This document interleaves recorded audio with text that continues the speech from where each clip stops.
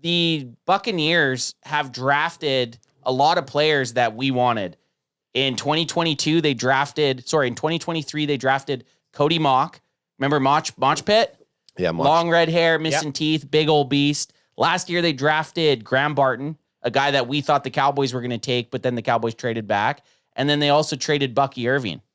So there's a couple guys on the Cowboys that we all really were high on. Bunch of CanFan boys on the there? Bucs that we were all high on and wanted on the Cowboys. So I just want to see how these guys can do. Bucky Irving is 150 yards away from 1,000 yards this season as a rookie. Barton started every single game at center.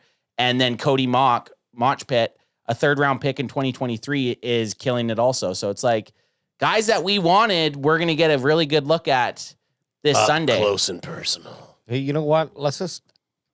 I know it's a little bit of a derailer. I got to go look at these guys' PFF rankings. Yeah, let's get it. Let's check out. I like the PFF stats anyways. Like, I like when you do the team for team. Like, I like seeing that. Got away from it when the teams were getting shit kicked. No, right? but even this, we usually do this, and I like looking. We can at hop this. into this quick, of course. On our way to lineup, this looks even. Minus the Cowboys' offense is still ranked 32nd, fellas. I know. Still ranked 32nd. It probably takes just a couple games to get them out of that, you know. And here's the thing: they have 71 average offensive snaps. They're getting able to move the ball. They just are not like they're getting first downs enough. It's the touchdown. They're not scoring touchdowns. They're not scoring touchdowns. Well, when our running back is almost pushing 1,000 yards this season with one fucking touchdown, that tells you right there. Yeah. So you got power rank overall. The Buccaneers are 12th, Cowboys 18th. Their defense, the Buccaneers are ranked 16th. The Dallas Cowboys with a top 10 unit ranked 6th right now. Pushing fellas. 6th. And you know what? They have pushing top 5. Sorry. They are 6th. And if they have another game like they did last week and how they've been performing, I can see this going up. Turnovers and sacks, baby. That's what it is. Essentially, those are ranked so much higher than anything else, like than points against, basically. Are you guys bringing back Mike Zimmer? Yes. I think I would too. I think I would too as well. I like at the first 4 games, I was like, remember, it's right. We said this in the offseason, though. We're like, when we were reading about Mike Zimmer's defenses, we were like, okay, they say they start slow, and then by the end of the year, everyone's buying in, and you're kind of seeing that. Yeah. Right? So I would love to see him get another chance instead of just starting over with a new defensive coordinator. Yeah, especially when you have the core group still there. Especially because, another thing that I like about it too is the interceptions are happening, albeit they're not necessarily stuck to Bland, or of course Diggs is out. But one player, they're kind of being spread around. But Micah's play has been consistent, and I like that because it's like you have this talented player on the field. You definitely want to take your design of how defense should be played, but then make sure that skill is always. And Mike is now starting to get those multi-sack games. Yeah. He's had a few. And then so to finish out the power rankings, the offense for the Buccaneers, 19th, and then the Dallas Cowboys, dead pegged last, 32nd in the NFL. Yeah. You fuck. Okay, let's go look at these lineups quickly. What about betting odds? Oh yeah. Just a quick grasp of it. Cowboys +4. Money line. Okay. Over under is 48.5, which I think it's going over. I gotta say over, man. I gotta go over. The Bucs are probably scoring 30. 30, and then the Cowboys have to get at least 20. That's kind of their average. So I'm going over, and then Dallas at +4. I think that's a good look for someone. Let me get one of these in us. Crack them if you got them. Crack them if you got them, son. So that means a field goal would not win a touchdown. You need a tag. If the Bucs win by a field goal, Cowboys win, you'd win the spread. Correct, yeah. If the Bucs win by a touchdown, you would not. You would not. You would. So they're betting a touchdown. You lose. Pretty much. Okay. Or 2 field goals. 4 I've never seen before.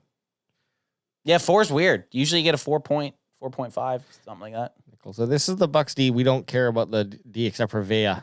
Yeah, Vea's. I mean, you're looking at them right now. No one, and for anyone listening here, we're looking at the PFF player rankings on the Tampa Bay Buccaneers defense, and there's no standout player. They just got a lot of very decent players. A lot of 71 to 79 average ranked players. And that's what you do for a defense to stay in playoff contention. You just have to have a unit playing well together, and it looks like that's what they're doing. Well, I would say this, you know, the offensive line having 270 pluses, you know, 73.5 for defensive line, sorry, and 77.1 for Diaby. That's going to give us a problem. Then you couple that with 3 70-plus cornerbacks. Yep. That's going to be that's like a recipe for Sack City, baby. Definitely. Just enough. They can hold the Cowboys just long enough to get those 70s on the defensive line in there. Quick look at the Cowboys just while we're here. Gross. The Cowboys offense looking haggard, a lot of 50s. And then, you know, our standouts, the usual suspects, CeeDee Lamb and Rico Dowdle. Hoffman playing good. Tyler Smith playing great.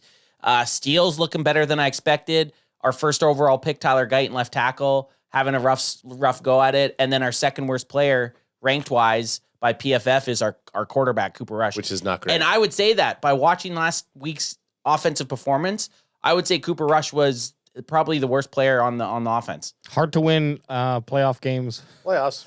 With that. Now we'll switch over to what we really wanted to look at here. There you see Parsons, just the standout shining star. Oh my God. Mozzie Smith, barely an NFL player. And Mozzie Smith, I mean, if we were on there, we probably wouldn't be ranked much less than him. sorry, TBH. I mean, how could you? Yeah, you maybe would be one behind him. there we go. That looks better. Get Mozzie off the field. Bring in Golston. Just play nickel. I put nickel in. That's what I mean. That's all we got to do. Just play nickel. Yeah. Don't even give Mozzie a chance. I know Leo Fowles' rating is down.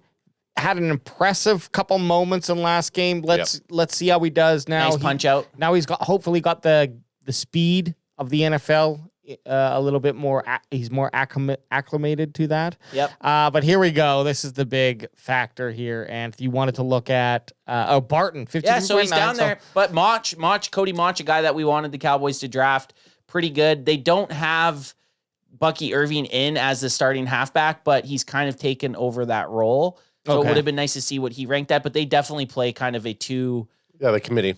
Yeah, they had to do that. Rashid White hasn't been playing. There he is. 88.7. That's what I mean. But Bucky Irving's been playing pretty damn good. He's fourth right now.